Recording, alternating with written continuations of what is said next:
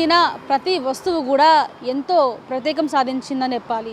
అయితే ఆ అదృష్టం హైదరాబాద్ కూడా చెందని చెప్పాలి. ఎందుకంటే అయోధ్యకు చెందిన ద్వారాలు ఏదైతే ఉంటాయో అవన్నీ కూడా హైదరాబాద్ చెందిన వ్యక్తి తయారు చేసి కూడా అక్కడ పంపించడం జరిగింది. మరి దాని గురించి తెలుసుకుందాం.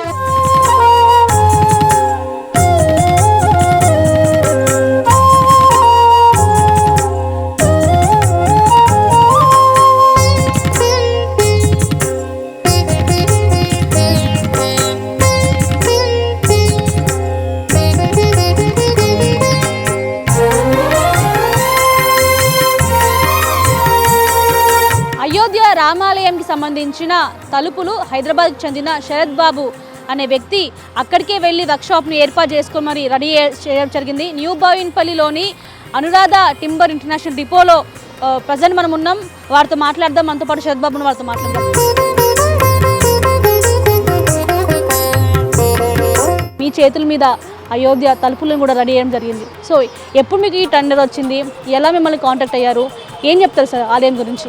శ్రీరామ జన్మభూమి అయోధ్య మందిరం మొదట మమ్మల్ని పిలిచి ఒక 3 సంవత్సరాల క్రితం మందిరం ఎలా ఉండబోతుంది అనే మోడల్ని వుడ్లో తయారు చేయమని చంపత్రాయ్ గారు ఆదేశించారు. ఆ ప్రకారం మేము వుడ్లో మోడల్ తయారు చేసుకొని మందిరం ఎలా రాబోతుంది, ఇప్పుడు కట్టే మందిరం ఇప్పుడు అయిపోయింది, ఆ కట్టే మందిరం ఎలా ఉండబోతుంది అనేది మేము వాళ్ళ దగ్గర ఉన్న బేసిక్ డ్రాయింగ్స్ ప్రకారం తయారు చేసి అక్కడ పెట్టాము. ఆ తర్వాత ఇంకొక 1 ఇయర్ తర్వాత మమ్మల్ని పిలిచి across the process Tata engineering services, Larson and Toubro, Ayodhya trust, UP government వీళ్ళందరూ కూడా ఇండియాలో ఉన్న బెస్ట్ టీమ్స్ అందరినీ పిలిచే క్రమంలో మమ్మల్ని కూడా పిలిచి ఈ తలుపుల పని మమ్మల్ని చేయమని మాకు అప్పచెప్పారు.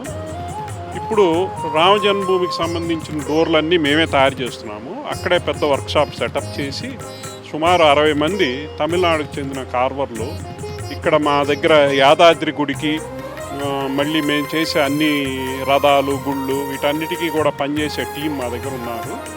వాళ్ళు ఈ కార్వింగ్లో బెస్ట్ ఎక్స్పర్ట్స్ అనమాట.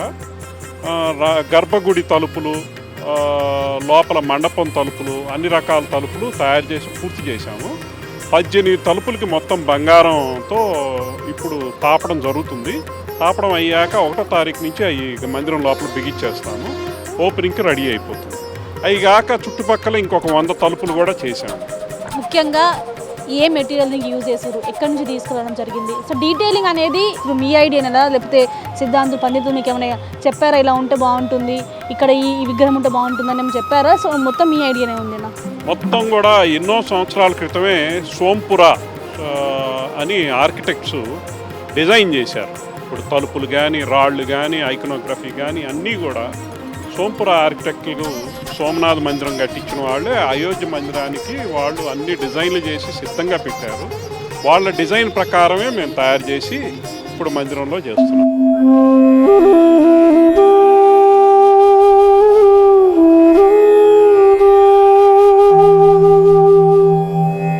ఒక 60 మంది దాకా పనిచేశారు. చాలా జాగ్రత్తగా తయారు చేశామండి.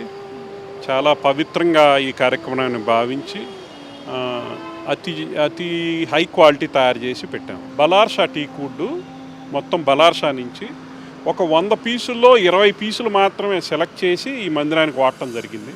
చాలా హై సెలెక్షన్ చేసి హై క్వాలిటీ వుడ్ వాడాము. ఎక్కడా కూడా స్క్రూ కానీ, మేకు కానీ, నెయిల్ కానీ వాడలేదు.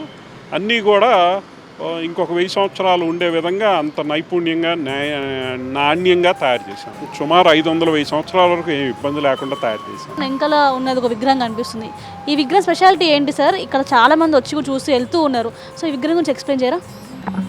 ఇది శ్రీరాములు వారి విగ్రహం.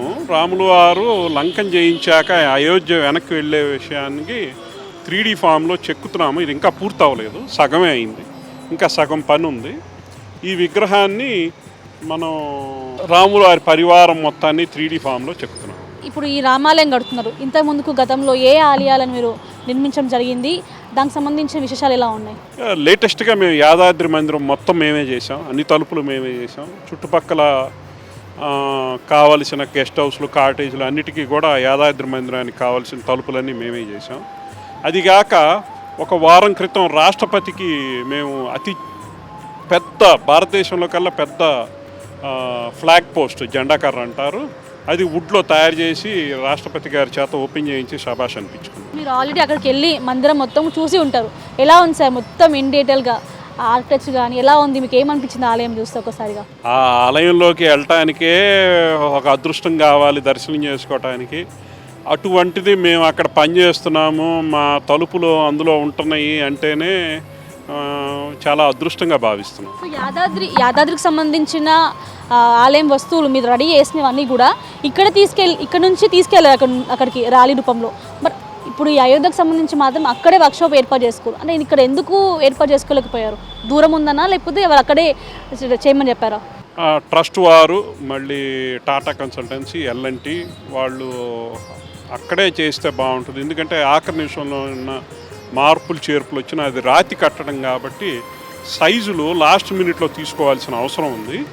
అందుకని ఇక్కడ నుంచి సమయం వేస్ట్ అవుతుందని అక్కడే సెటప్ చేశాం. ఒక్కో ద్వారానికి ఎంత ఖర్చు అయింది సార్? చాలా ఖర్చు అవుతుందండి. ఖర్చుకి ఏమీ